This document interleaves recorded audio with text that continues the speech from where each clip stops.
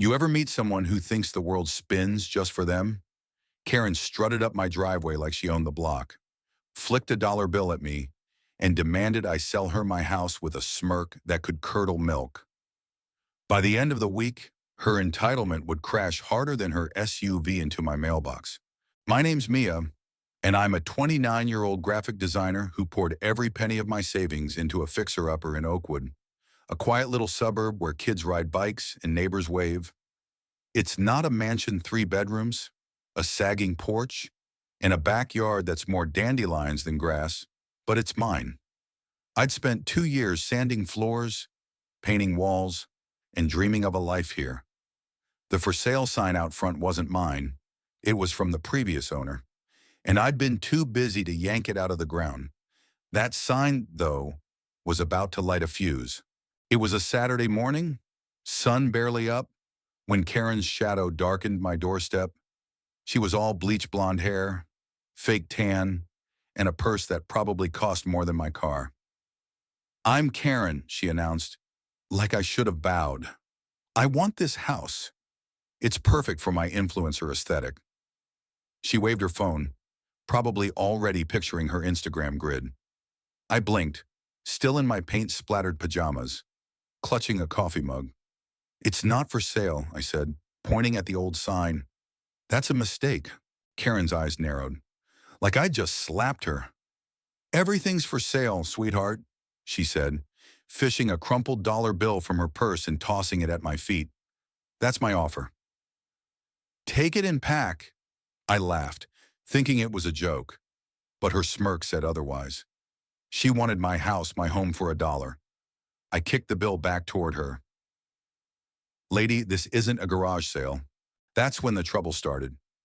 Karen didn't take kindly to no. By noon, she was back, this time with a clipboard and a fake smile, claiming she'd researched my property and it was undervalued. She'd called the city, she said, to report my porch for code violations. I checked later. No such complaints existed. But Karen was just warming up. She started showing up daily, parking her gleaming SUV across my driveway, blasting music, and filming tours of my front yard for her followers. "This is my future dream home," she'd chirp into her phone, winking at me through my window. My neighbors, bless them, started texting me, warnings. "Karen's back. She's measuring your fence." The conflict escalated faster than a reality TV finale. Karen's next move was to slap a handwritten "Sold to Karen" sign over the old for sale one, complete with her phone number and glitter pen.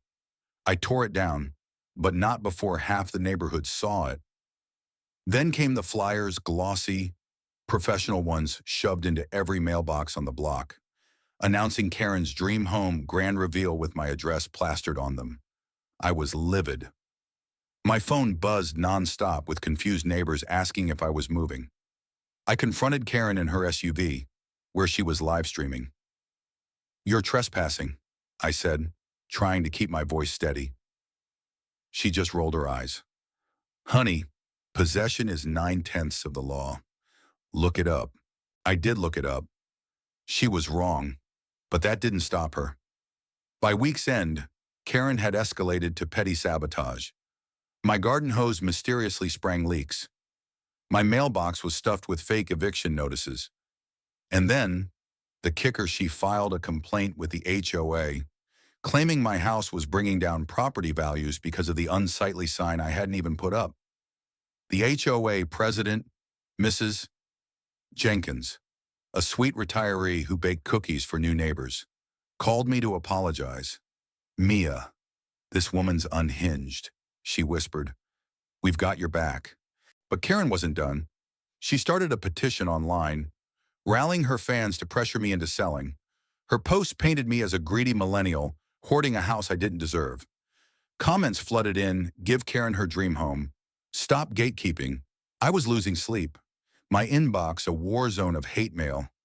I started wondering if I should just sell to someone else, anyone else, to escape this nightmare. Then came the twist.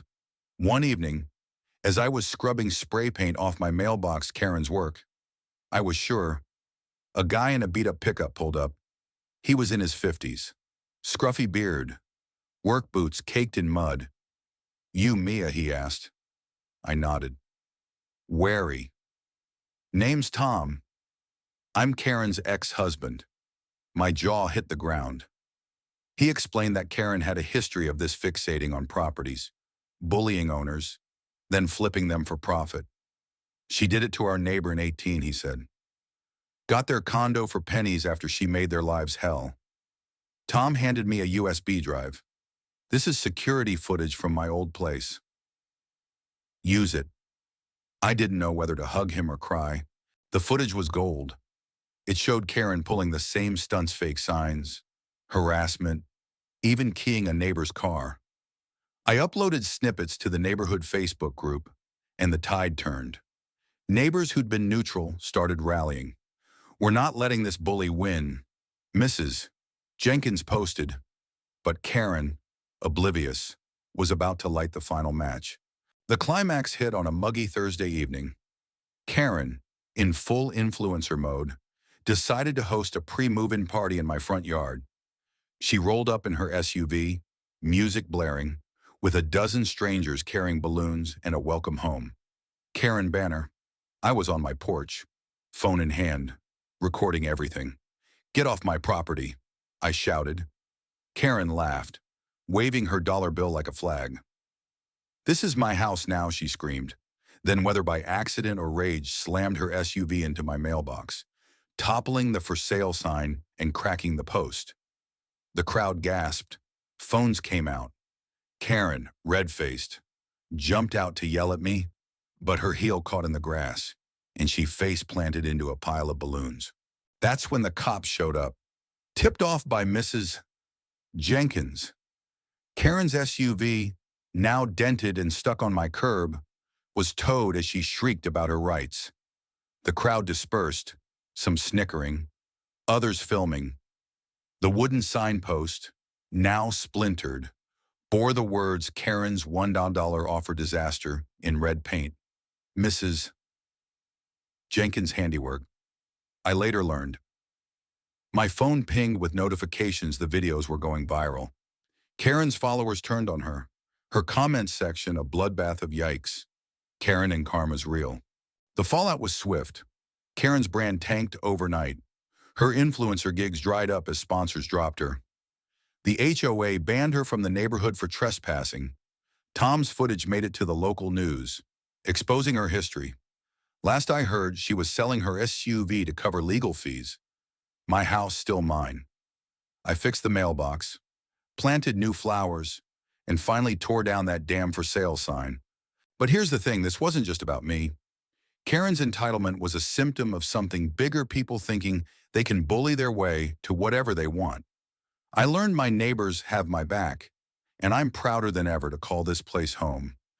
What do you think ever dealt with a Karen who thought she could steamroll you? Share your story below. Let's talk about it.